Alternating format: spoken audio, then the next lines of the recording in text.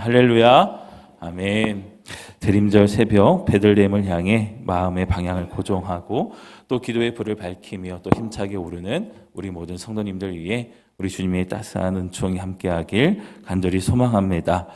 대림절 우리는 어디를 향하고 있는가를 질문하면서 우리의 삶의 방향을 주님이 오신 베들레헴을 향해 돌려놓고 거룩한 여정을 걸어가고 있습니다.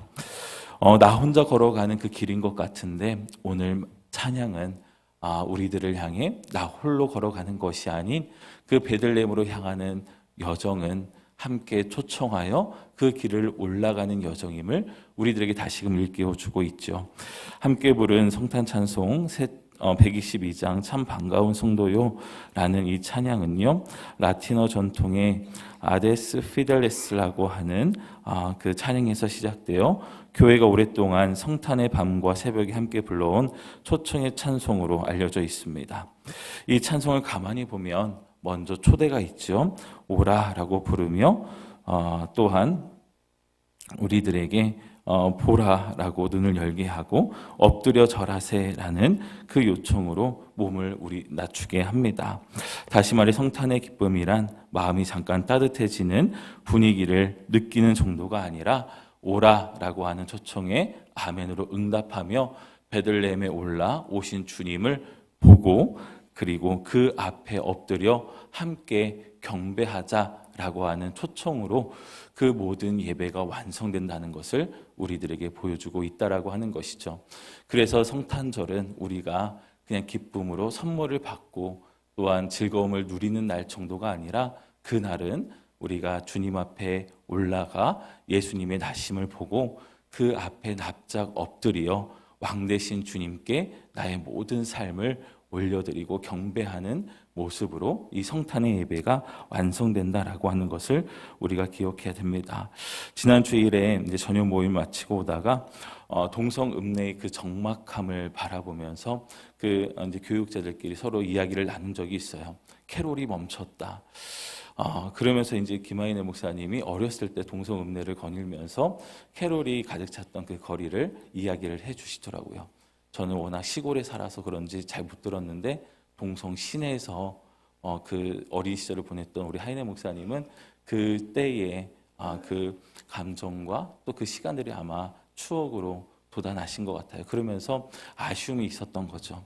성탄의 캐롤이 이제 멈추어진 적막한 거리, 이제 법으로도 규제하여서 더 이상 그 거리에서 찬송을 듣기 힘든 그 시대가 되었음에 참 안타까움이 많이 몰려왔습니다. 그 적막을 깨는 일들을 오늘을 사는 우리가 해야 하지 않을까라는 생각을 하게 돼요. 오라, 그리고 보자, 그리고 엎드려 경배하자라고 하는 이 찬양은요, 그저 한 개인의 고백이 아니라 베들레헴으로 향해 함께 오르기를 열망하는 천군 천사의 또한 열망이요, 또 그 베들레헴으로 향하여 오르는 성도들의 열망이 되어야 할 줄 믿습니다.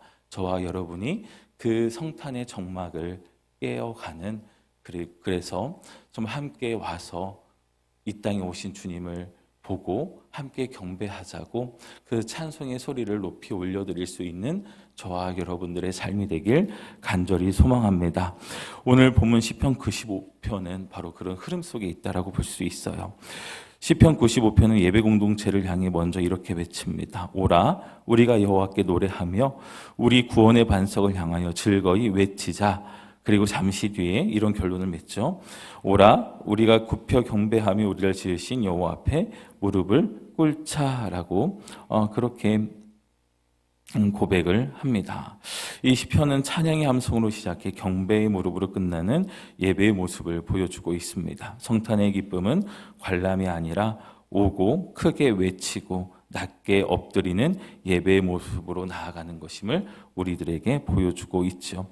오늘 찬양은 오고 보고 엎드리는 예배에 대한 모습을 보여주고 있는데 오늘 말씀을 통하여 이 모든 것들을 우리들의 삶 속에서 강력하게 외치자라고 하는 그 초청으로 우리가 다시금 정리해 볼 수 있습니다. 여러분, 오라, 우리가 함께 즐거이 외치자라고 하는 이 기쁨의 외침으로 베들레헴을 향해 오르는 저와 여러분들이 되길 간절히 소망합니다. 사무실에서 또 일터에서 작게나마 그 찬송가를 틀어놓고 또 찬송가를 우리가 부르는 것을 통하여 우리들의 즐거움이 또한 예수 그리스도를 맞이하고자 하는 우리들의 열망이 우리들의 작은 공간을 채워가는 믿음의 고백으로 가득 채워지게 되길 간절히 소망합니다. 오늘 말씀을 보면 첫 단어는 오라라는 그 초대로 또 명령으로 시작하고 있죠. 이 말은 단순히 좋은 생각이 있으니 오라라는 제안이 아니라 공동체를 예배로 부르는 명령형 초청이다라고 볼 수 있습니다. 이 초청이 중요한 이유는 예배가 마음속에서만 맴도는 감정을 해소하는 것이 아니라 실제적인 발을 옮기는 이동의 결단이 동반되어야 된다는 것임을 우리들에게 말씀하고 있기 때문에 그렇습니다. 예배는 방향의 전환이고 그 방향의 전환을 방향의 전환을 마음으로 결단한 것을 내 발로 움직이는 것이 바로 예배의 시작이다라고 볼 수 있다라고 하는 것이죠. 대림절은 특별히 이 오라라고 하는 초청이 더욱 선명해지는 계절입니다. 왜냐하면 성탄은 본질적으로 오심의 사건이기 때문에 그렇습니다. 하나님이 우리에게 오셨습니다. 동시에 그 오심은 우리를 다시 하나님께로 부르시는 부르심입니다. 성탄은 하나님께서 인간의 역사 속으로 들어오신 사건이면서 우리가 그 하나님께로 나아가도록 길을 여신 사건이다라고 할 수 있죠. 찬송가 122장의 첫 문장을 다시 한번 보면 참 반가운 성도여 다 이리 와서 라고 찬송을 시작합니다. 이 초청은 신앙의 결단을 요청하죠. 오라라는 말은 너희가 있는 곳에 그대로 머물러도 된다가 아니라 지금 너희가 있는 자리에서 일어나라 라고 하는 강력한 명령도 담겨져 있습니다. 예배는 결국 일어서는 것에서부터 시작이 된다라고 하는 것이죠. 매일의 습관, 굳어진 생각, 고정된 삶의 패턴에서 일어나 주님께로 걸음을 옮기는 그 결단과 실행으로부터 우리들의 예배가 시작되었다라고 할 수 있습니다. 여러분의 예배는 5시 30분 전지영 전도사님이 찬양을 시작함으로 예배가 시작되는 것이 아니라 여러분이 집을 나서는 그 순간서부터 그 몸을 일으킨 순간서부터 그 예배가 시작되고 있었다라고 하는 것이죠. 그리고 즐거이 외치며 베들레헴으로 향하여 오르는 그 모든 모습들이 바로 하나님의 기뻐 받으시는 예배의 시작으로 오늘 하루를 시작했다라고 하는 것입니다. 여러분, 우리가 신앙생활을 하면서 변하지 않는 이유가 어디 있을까요? 듣지 못해서가 아니라 오라라는 부르심을 들었는데도 실제로 움직이지 않기 때문에 우리들의 신앙의 그런 성장이 멈추어져 있다라고 느끼곤 합니다. 말씀을 들으면 마음은 뜨거워지지만 몸은 그대로이고 삶의 방향은 그대로인 경우가 많습니다. 그런데 시편은 예배를 시작하면서 우리를 움직이게 합니다. 오라, 그리고 그 발걸음을 옮겨야 된다라고 말씀을 하고 있어요. 오늘 새벽 하나님은 우리 각 사람에게 말씀하십니다. 오라, 낙심의 자리에서부터 오라. 염려의 자리에서부터 오라. 죄책감과 무기력의 자리에서부터 오라. 관계의 상처로 문을 닫아버린 그 자리에서부터 오라. 무엇보다 내가 주인 되려고 했던 그 자리에서부터 나오라 라고 하나님은 우리들에게 말씀하십니다. 화평을 원하나 싸우려 드는 세상에서 일어나 베들레헴으로 오라 라고 하시는 그 부르심에 응답한 여러분, 저와 여러분의 그 답답한 일상의 자리를 일어나 베들레헴으로 향하는 그 여정이 바로 예배의 시작이었음을 오늘 말씀은 우리들에게 알려주고 있습니다. 그 예배의 완성이 주님 앞에서 경배하는 모습으로 완성된다라는 것을 우리가 기억할 때에 예수님을 맞이하러 가는 우리들의 그 모습이 납작 엎드리는 그 모습에 맞춰져 있게 되길 간절히 소망합니다. 오라라고 하는 이 초청 앞에서 오늘만큼은 마음만이 아니라 삶의 방향을 움직여 보십시오. 그리고 발걸음을 내딛어 보시기 바랍니다. 내가 베들레헴으로 향하여 오르는 그 과정 가운데 사랑하는 이들과 함께 즐거이 외칠 수 있는 것이 무엇이 있는지를 한번 고민해 보시길 바랍니다. 나의 작은 그 생활의 공간 속에서 찬양으로 채워가는 그 작은 수고를 통하여 우리가 함께 베들레헴으로 향하여 오르고 있는 사람들임을 사람들에게 알게 하여 함께 즐거이 외침의 자리에 설 수 있는 저와 여러분들의 복된 하루가 되길 주님의 이름으로 축원을 드립니다. 오늘 시편 95편 말씀을 보면은 오라라고 하는 그 초청 다음에 이런 말씀이 이어져요. 우리가 여호와께 노래하며 우리의 구원의 반석을 향하여 즐거이 외치자라고 이제 선포합니다. 여기서 즐거이 외치자라고 하는 것은 조용한 속삭임이 아니라는 것이죠. 예배 공동체가 하나님을 향해 올리는 환성과 함성의 언어입니다. 즉 예배는 마음속 감동을 간직하는 자리이기도 하지만 동시에 그 마음에 간직한 그 감동을 나의 입술로 그리고 환희로 그리고 함성으로 하나님을 향하여 나의 목소리를 높여 올려드리는 찬양이 가득한 예배의 자리가 되어야 한다라고 하는 거예요. 여러분, 오늘날 신앙이 약해지는 중요한 이유 중 하나는 믿음이 점점 속으로만 숨어 들어가고 있다라고 하는 것입니다. 신앙이 개인의 취향처럼 축소되고 하나님의 이야기가 공적 공간에서 점점 사라지고 있다라고 하는 것이죠. 우리는 더 조심스럽고 더 작아지는 그 길을 택하고 있는지도 모르겠습니다. 왜냐하면 나의 신앙을 드러내고 나의 신앙을 통하여 예수 그리스도의 이름이 드러나는 것이 많은 사람들에게 불편함을 주는 것 같고 또한 그 신앙을 갖고 살아가는 것이 내 삶에 불편함을 주는 것 같아 자꾸만 우리는 스스로를 작게 여기는 경우가 있다라고 하는 것이죠. 저도 재밌는 이야기를 들었는데 이제 회식 자리에 갔다고 합니다. 막 이야기를 서로 해요. 그러다가 이제 교회의 언어가 하나씩 이제 나오기 시작하는 겁니다. 당신 혹시 교인이세요? 라고 하니까 수줍게 네, 저도 교인입니다. 어느 교회 다니세요? 머뭇거리다가 어느 교회 다닙니다. 그런데 그 회식 자리에 모인 많은 분들이 교회 다니는 사람이었다고 하는 거예요. 한 직장에서 오래 다녀도 교인됨을 모르고 살았던 그 시간들이 있었다라고 하는 거죠. 저도 그 이야기를 들으면서 정말 깜짝 놀랐습니다. 왜 교인임이 또 교회 다님이 왜 숨겨야 되는 것일까? 공무원들 안에서도요, 이제는 종교적인 그 편향을 가지면 안 되기 때문에 점점 그 내 신앙을 고백하고 내 신앙을 이야기하는 것이 제약이 된다라고 하는 그 이야기를 듣게 되었어요. 이제 예전에는 교경협의회를 통하여 경찰 안에도 어떤 신우회를 조직해서 이제 신앙생활을 이어갔던 그런 문화들도 이제는 점점 약해지고 있다라는 안타까운 소식도 들었습니다. 우리가 살아가는 세상 속에서 나의 신앙을 붙들고 또 예수 그리스도를 믿는 그 믿음을 내가 즐거이 외치는 그 자리가 점점점 좁아지고 있다라는 그 현실을 마주하고 있는 모습이었었어요. 여러분, 이 즐거이 외치자라고 하는 이 외침과 또 이 초대는 오늘을 살아가는 우리들에게 어쩌면 버겁게 다가오는 그런 찬송의 또한 내용이기도 합니다. 그리고 오늘 말씀의 내용이기도 해요. 그러나 여러분, 이 즐거이 외침이 이 세상을 향한 말씀의 선포다라는 것을 우리가 기억하게 될 때에 정말 즐거이 외칠 수 있는 담대함이 저와 여러분들의 있게 되길 간절히 소망합니다. 점점 세상은 이 찬양의 소리를 교회의 울타리 안에 점점 계속해서 가다두고 있는 것 같아요. 그리고 악한 영들의 역사는 하나님의 그 영광을 찬양하고 즐거이 외치는 성도들의 그 외침을 점점 축소시키고 점점 작게 만드는 그 일들을 도전하고 있다라고 하는 것이죠.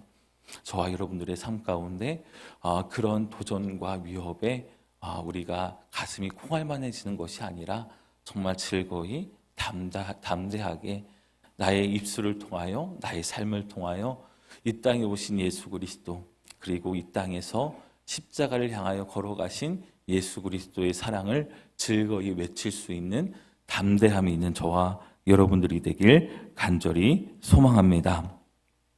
그러면서 오늘 이제 마지막 부분을 보면은 이제 엎드려 절하세라고 하는 그 모습으로 우리가 나아가게 되죠. 6절 말씀을 보면 오라 우리가 굽혀 경배하며 우리를 지으신 여호와 앞에 무릎을 꿇자라고 고백을 합니다. 예배는 소리로만 끝나지 않습니다. 예배는 결국 몸의 낮아짐이고 곧 경배의 태도로 완성된다라고 하는 거예요. 122장 후렴이 바로 이 부분을 고백하고 있죠. 엎드려 절하세, 엎드려 절하세, 엎드려 절하세, 구주 나셨네. 요즘에 많은 사람들은 엎드려 절하는 것을 굉장히 생소해합니다. 공신국가도 아니고 그리고 자유민주주의 시대에 살아가는 사람들에게 누군가에게 엎드려 절한다라고 하는 것은 굉장히 생경한 태도이기도 하죠. 그러나 우리가 예수님 앞에 무릎을 꿇고 경배하는 것은 만왕의 왕으로 오셨을 뿐만이 아니라 우리를 구원하시기 위하여 오신 주님이시기 때문에 마땅히 그 앞에 엎드려 절할 수밖에 없는 그 영광이 내 눈앞에 있기 때문이다라고 하는 것입니다. 성탄의 기쁨은 우리가 아기 예수를 붙들고 우리가 그 아기 예수를 내가 품에 안는 것이 아니라 그 구유에 누이신 예수 그리스도를 바라보며 내가 무릎을 꿇고 납작 엎드려 내 인생의 구주로 오신 주님을 인정하는 것이 바로 이 성탄의 우리들의 예배의 완성이다라고 하는 것을 우리가 기억할 필요가 있습니다. 우리는 주님을 내 손으로 잡고 무엇인가 소유하려고 하는 그런 욕구가 우리 안에도 작동할 때가 있어요. 여러분, 우리는 주님을 내 소유로 삼아서 도구처럼 사용하는 사람이 아니라 내가 먼저 주님의 소유된 백성임을 인정하는 하나님의 백성이 되어야 함을 믿습니다. 그래서 정말 우리가 주님의 소유가 될 때에 그때 주님은 내 안에 살아 역사하셔서 정말 내가 나의 인격으로 살아가는 것이 아니라 주님의 인격, 주님의 마음으로 살아가는 그 삶의 길들을 열어주신다라고 하는 거예요. 정말 우리가 엎드려 절하며 나의 삶의 그 자리에 내가 앉는 것이 아니라 주님이 앉으실 수 있도록 그 자리를 내어드릴 수 있는 성탄의 기쁨이 되길 간절히 소망합니다.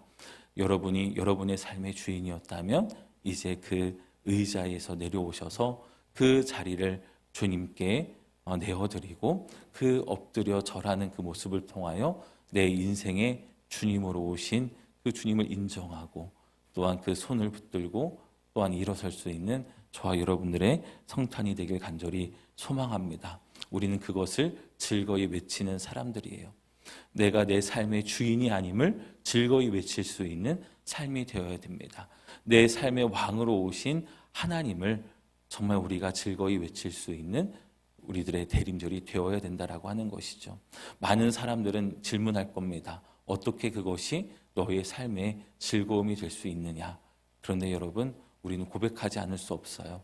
우리를 구원하신 예수님의 그 놀라운 은혜를 생각하면 죄와 사망으로부터 우리를 구원하시기 위하여 자기 몸을 찢기시고 자기의 전부를 부어주신 예수님의 그 은혜를 생각하면 우리는 그 앞에 마땅히 엎드릴 수밖에 없다라고 하는 것이죠.